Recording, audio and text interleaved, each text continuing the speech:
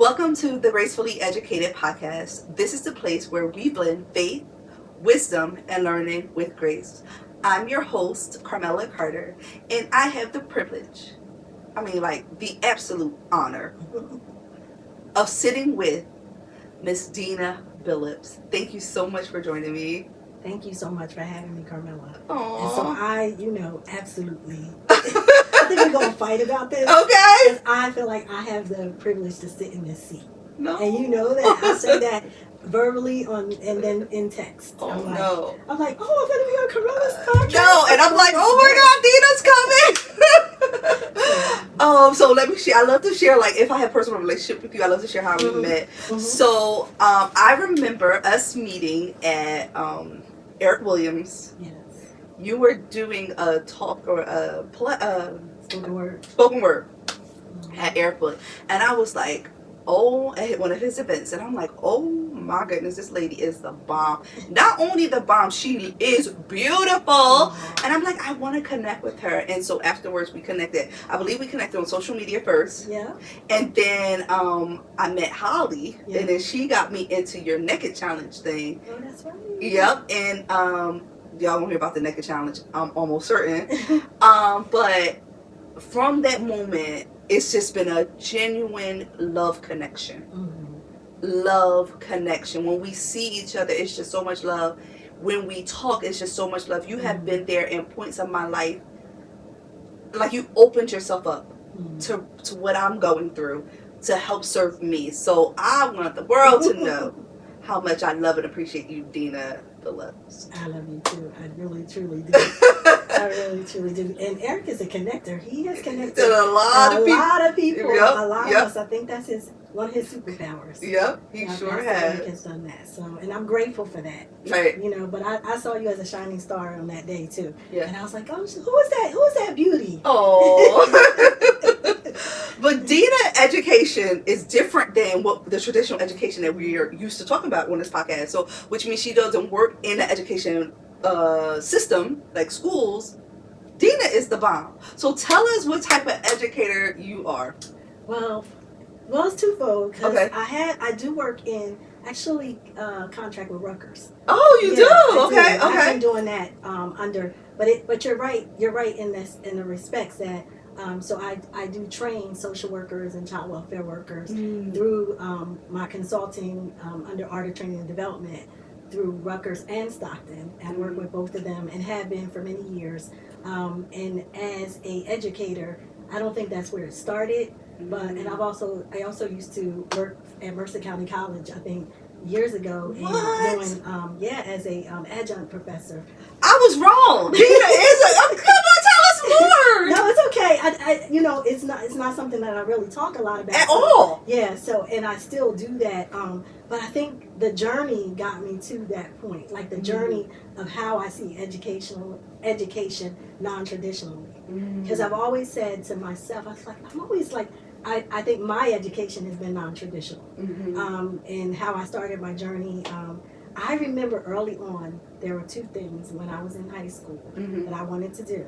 I wanted to be an art educator and art therapist. Now, how I figured that out at 17, I don't even know how I knew there wasn't even a thing. Yeah. That wasn't even a thing. That was my two majors when I was getting ready to go into college was art education, art therapist. I was like, I knew I liked working with people. Wow. And I knew I was gifted in talented art classes, like from elementary school to high school. And so I knew I loved working with art, but I also loved people. So I was trying to figure out how can I do all of that? Right. And so early on, I was like, I'm going to be an art educator. I found out that there was such a thing. Yeah. Right? I was like, there's such a thing. So, and when I left high school, I graduated and I got accepted into a program at Delaware State University, and then I got pregnant. But I got pregnant when I was 19 years old, so that's how my non-traditional journey started. Got you.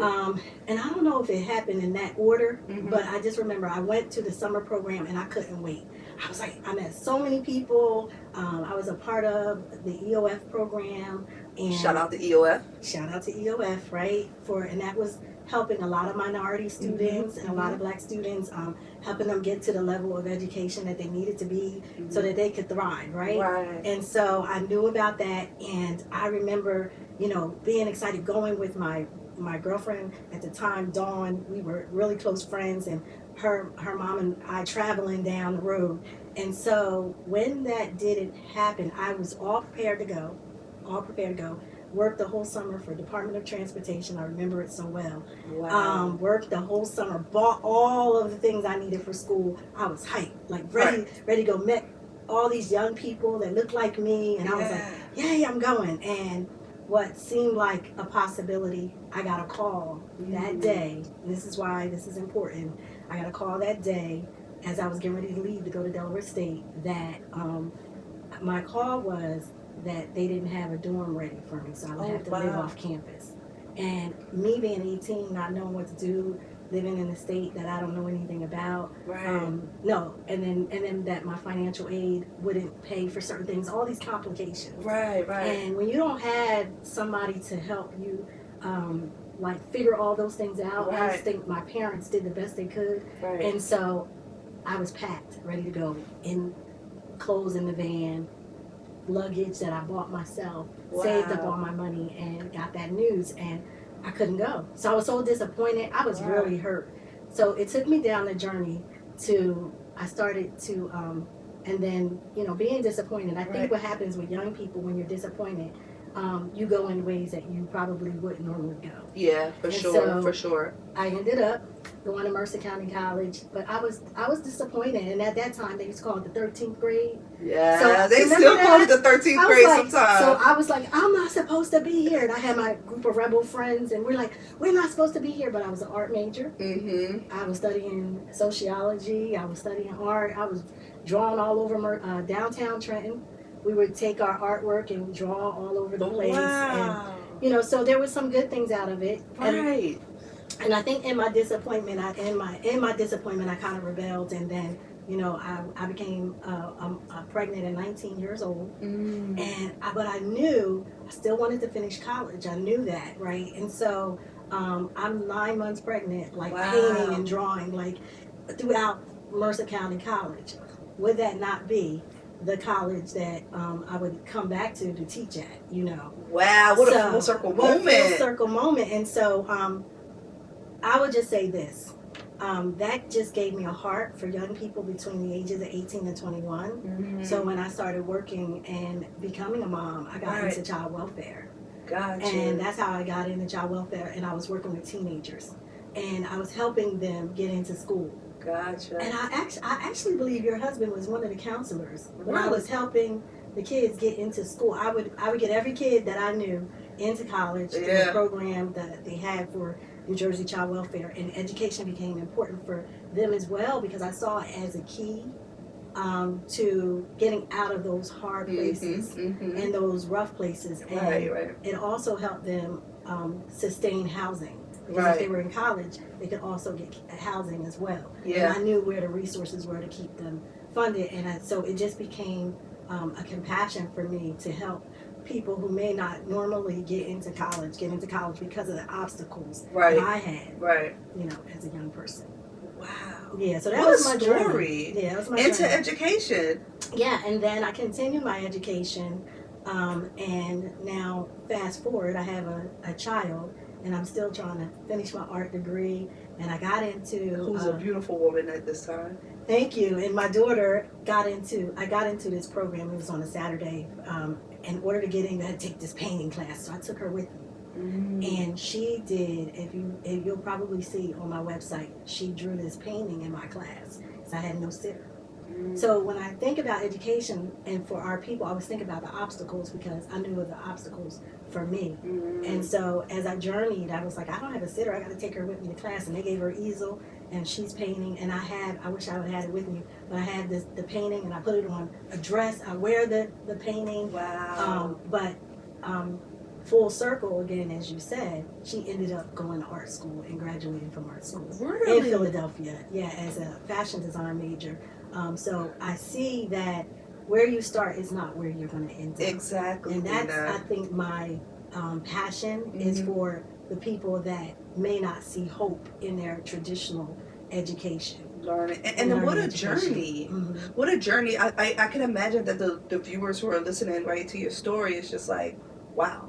Yeah. She go from, this is what I'm going to be. I'm going to be an art therapist. Whoever thought of an art therapist back in what was it, the 90s? I wish I could say, when did I graduate? No, when did your daughter was born? Oh, yeah, 90s, yeah. Back in the 90s, Mm-hmm. because it was in the 90s where you thought you would be, no one was thinking about that. And then going to saying, I'm not going to give up. I'm going to continue my education. And I know this is going to speak to some young child that's in, some young adult, my bad, some young adult that says, I'm in school, I'm pregnant, I don't want to give up, I want to continue on, because now you have successful businesses, Dena. So could we talk about, I know you have like 4 maybe, could we break down each business, and we'll talk about each business that you have in education, and then I'll ask questions about those businesses if that's okay. The first one I would like to speak to is the one that I was introduced to and just graduated from, okay, is A.R.T portion of life coaching, trauma-informed life coach. So and as a life coach, class was not easy. It was not hard, but it was not easy. And we went through a 16-week journey of becoming a trauma-informed life coach. And each week we logged on. And so how did you get into journeying to be that part of education? I think that's a really good question. And you had some amazing questions, by the way. The A.R.T Training and Development happened, and ART actually stands for Activate Right Thinking, because of what I previously talked about. Okay. I think I worked at Trenton Central High School. Okay. I worked in the school-based youth services program. Okay. I worked in school-based. You did? I did. Yes. That's my first journey in education. Yes. And that was a journey. That was one of my earlier journeys as well. And I used to run the program for teen moms. Okay. And so everything is connected. It is. And so when I realized, again, these are people who want to finish their schooling, who are having some challenges with life, I wanted to work with leaders. And I wanted to work with leaders and expanding leadership for those who work with vulnerable communities. Yes, yes. And so I started out doing life coaching training with Freedom Bible College Institute. Okay. And we became a partnership. And it was a great partnership. But I brought that back to New Jersey. Went for myself in Delaware, and then I said, this is so great. I want everybody to get it. Yes. So I'm one of those people, if I learn something, I want everybody to get it. Come on, Jesus. Yes. I'm like, I Come on. I can't keep this to myself. Come on, apostles. Come on, that's how the apostles did. They learned it. And the disciples. I learn, I give. Yes, and that is my concept. Yeah. Like, if I learn this, working for the state of New Jersey, I was training all of the DCF workers, all the DIFAS workers, and I did that for over 10 years.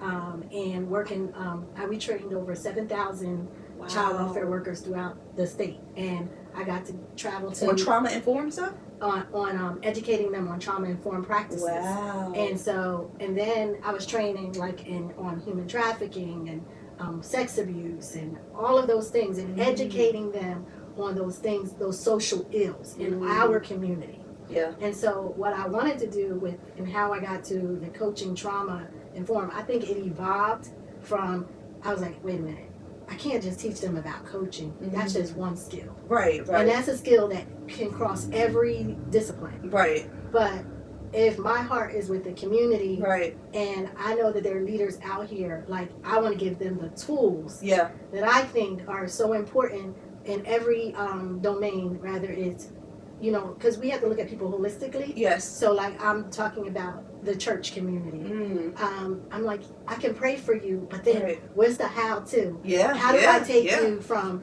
the practical everyday? How do we take another tool in your discipleship bag, and you pull it out, and you're not telling somebody how to live, but you're asking them the questions, like Jesus said, do you want to be whole? Yes. Do you want to be made whole? And I think when you start to ask powerful questions, that's education. And I think he was the master leader of that. Mm-mm. And so, I really have to give credit. I think God gives those downloads, and he evolves our businesses. And so what I started out, and then it became an institute. Wow. And so that was that's the umbrella under A.R.T Training and Development. One of the institute that's under A.R.T Training and Development is really like taking leaders from the nonprofit organizations, from the ministers, the pastors, the leaders, and giving them this information that I saw being in the corporate world, that people were getting all these coaching tools. And I'm like, what about us? What about the people? Right. We want this as well. And I know there's a lot of coaching programs out there. I know that, but I wanted to marry the biblical principles and the trauma. Right. I can speak to, there is a lot of coaching programs out there, but there's not a lot of coaching programs that's doing what you just said. Marrying the biblical principles with the trauma, and then asking the hard questions. That's what I learned, or just the questions to get the people to talking about their lives, and then helping navigate them through that life. So if you are interested in becoming a life coach, this is it. You got to go there. Now let's talk about the other umbrella, is Anime Foundations. Yes. Because I have volunteered for anime before. Yes, you have, and I just appreciate you. So let's talk about it today. You did, and thank you. You've done some amazing content work for us. I'm thankful. You're so amazing. So with anime became a. I think you were even at our garden party when we first made the announcement of anime. Yes. And oh my goodness, anime is the ministry of. I think almost the ministry of A.R.T Training and Development. Oh, okay. Yeah. Okay, I can see that. So anime started out of me one day wanting to really serve the community, and just, I feel like we are the hands and feet, know, and how can I help other moms? Women and children is really my ministry, right? But it's really the whole family. So it's not just women and children, but because I believe if you help the women and children, you help the whole entire family. And you do, right? Yep. And so my grandmother, who had 17 children, wow, I'm one of 67 first grandchildren. 17 children, and I'm 67. Yes, 17 children, same parents. Yeah, so that's usually the response I get. So there was no way we were not going to leave a legacy. And I made that announcement at the garden party with my mom, because I wanted her to know how important her mother was to the community in Burlington. Yeah. And so that's why it was so important to serve there first, like to start there. And so anime is, so I just have two companies really, A.R.T Training and Development and then anime. And how we serve is everything through women and children. And we also want our coaches to be able to utilize their practice with anime. So if they graduate, they can actually have their practice with some of our families who need coaching. Right. So if you're a leader and you're like, well, I really want to try to figure out how to do this. Right. Well, we have families that can utilize your coaching. So I'm also trained to educate in Children's Alliance. I'm a certified doing protective factors to keep families safe. Nice. We do brain health, and that's something that we talk about mental health all the time, right? But if your brain is operating right, then it can alleviate some of the mental health. Yes. So if you understood how to take better care of your brain, then you can make better decisions. Gotcha. What you eat, how you think. That's why activate right thinking is important. Yes. And Romans 12:2 is what our A.R.T Training and Development is based on. But our practice is, when I think about anime, it's like, how do we really serve our families, and how we bring it to the practical piece? How do we clothe people? So we have the anime boutique. How do we educate we do workshops. I've been wanting to bring you in to do one of our workshops with, I'm open, especially with the girls. Okay. When we do our teenagers. But we have doula support. So this year we had 7 babies born, where we have doulas for free. Moms could have doulas for free. And we've been able to serve those, connect them with the partnerships with the hospitals. We try to do packages for moms, like when they first had their babies, care packages, which include Pampers, all the things they need. We haven't made this announcement. I'm probably making it here, but we are going to go Tell the people. mobile. So our volunteers are always like, I want to do more. I want to do more. So we're really focusing on funding for mobile support, where we go into the homes and we care for the parents in that way. And it actually helps with the way funding is and the way things are. We never want that to be our excuse. We have volunteers who have committed. Everything we do at Anime is volunteer based.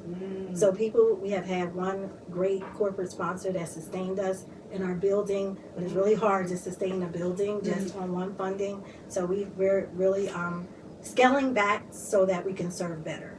So we're going to really try to do more mobile support, and then our annual baby shower that you went to, where we served, I think it was over 50 families. Wow. Yeah. Dena. Yeah. So it's a lot of work, but I don't think the work is done alone. Yeah. I think partnerships are key. So key. So key. Yeah. So key. Yeah, and the thing is not to get burned out. Yeah. You know? Yeah. Especially when you have people in your community that's willing to help. Yes. And I love that everybody, it's like they volunteer, but I always like to use the word volunteer as offering. Yeah, that's good. And not because when you look at it as an offering to God, oh, that's good. You look at it as like, this is as unto the Lord. But when you say volunteer, it's as unto the people. Yeah, that's good. You know, so I love that people are offering their services to you. And you already know I'm here to give my offering. How can I offer? We'll talk about that offline. So, Dena, this painting here, you brought this painting here. And I just want to know why. Look how cute she is. I bought this because we talked about we're talking about education, and we talk about it. I mentioned earlier how for me it was always non-traditional, but in everything I do, whether I'm training for Rutgers, whether I'm training for university, whether I'm training for the child welfare or New Jersey Child Support is a recent contract I'm training with them, and I was doing a training called Draw It Out and Tune In, where I'm helping people with wellness. And drawing out those thoughts that don't serve them and tuning in by using music and art. And so education to me is so broad and that it's not narrowed down to just mathematics or, you know, but it's how to get us to play again, you know. And so art and music helped me to play in education. And I use Rita. This is Rita. This is Rita. And she's named after my mama. She's named after my mama, y'all. And I always utilize, and you know this, Carmela, the art of perception in everything I do. And so my book cover I drew because I want people to think. So if we talk about education, it's about people being able to naturally think, right? And really activate those right thoughts. Right. And so we're doing that. I usually ask people when I'm teaching, I'll say, who is she to you?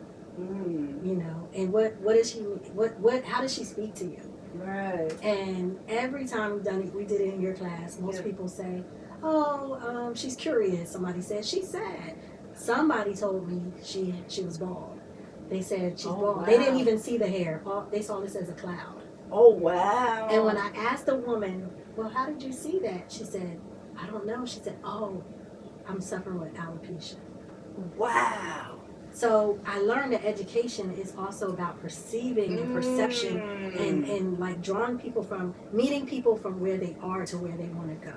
Right. So that's how I see education. It's like meeting people where they are. Everybody starts at a different point. Right. So when I'm able to use art, I'm usually able to transform learning in that way. Wow. I'm like blown away right now.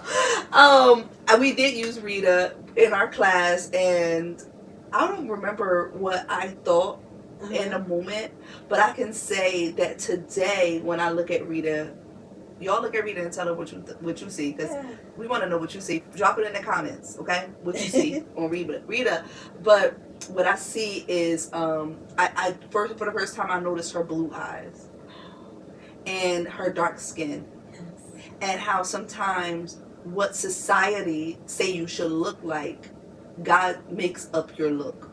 He makes up, and not just physical, like he makes up who you are. And so looking at Rita today, I'm like, God, you made her exactly who she is, blue-eyed and dark skin. that's not normal to society. They say, well, where you get that blue eyes from?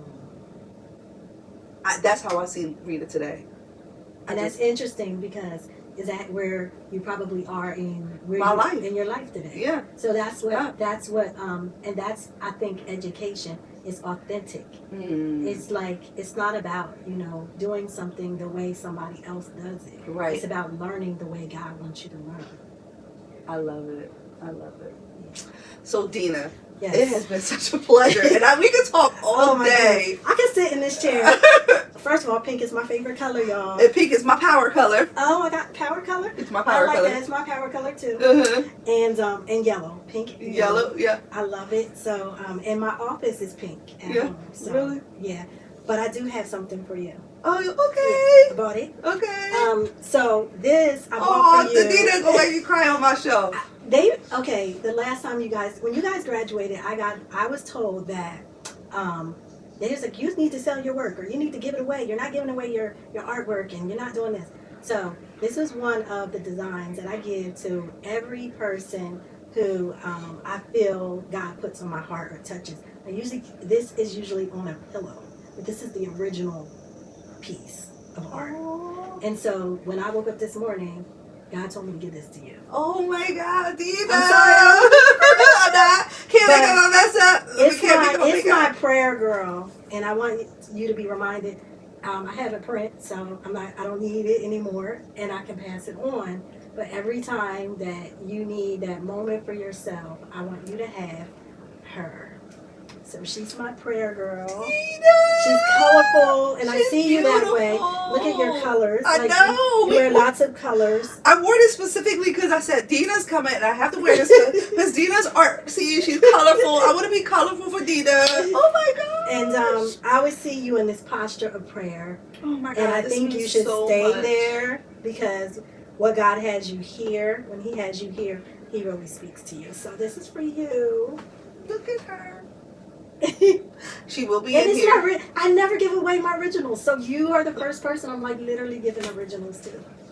You really are. Dena! How special I think you are. Oh my God, this will live with me forever. You probably have to get it framed and make it look real pretty. Maybe you can put a pink. She needs a frame to. Okay, put her in a frame. Yeah, she needs to go in a frame. And I was like, I don't have time to frame it, so. No, okay, so I put her in a frame. She's beautiful, and she will be in this prayer room. I'm probably gonna put her over here on the prayer spot. So awesome. I'm so thank you, Dena. Oh, you're welcome. I appreciate it. And I love you. And I'm gonna hug her tight when we done with this. But if you have some words of wisdom or encouragement to give, just short. It don't have to be too much. Could you look into the camera and give some words of love, encouragement to the educators, yes, or to students, whatever one is speaking to your heart at this moment? I think at first I'd like to start with the educators, because I think that is a calling, and I want to say thank you for the calling that you have, and just always remember that even the most challenging child, or the one that's in the circumstances that just seem unreasonable, that there's something that you can pull out of that child and out of that person. And the reason why I know it, because I'm that person. And so I want to say that to the educators, like, just don't give up, even if you can only plant a seed that somewhere along the way somebody else is going to water it and grow. And so I believe that one of the quotes that I always say is with anime, with A.R.T Training and Development, is that we plant seeds to cultivate a new generation to purpose. And for a young person who may not see themselves like their peers, or I believe that we all are artists, and God is using us as this canvas, this blank canvas, and you never have to really be an artist. You just have to allow the art in you to be. And so, with that being said, just know that you are a work of art. Thank you, Dena. You are a work of art. It has been amazing to learn about Dena's journey. I'm just like speechless right now, which is not really a thing for me. Between this and the wisdom that I got, I think that we all can agree that today we blended faith, wisdom, and learning with grace. So make sure you leave a comment for Dena and let her know how she touched your life. Also, like, share, and subscribe. And until next time, you are amazing.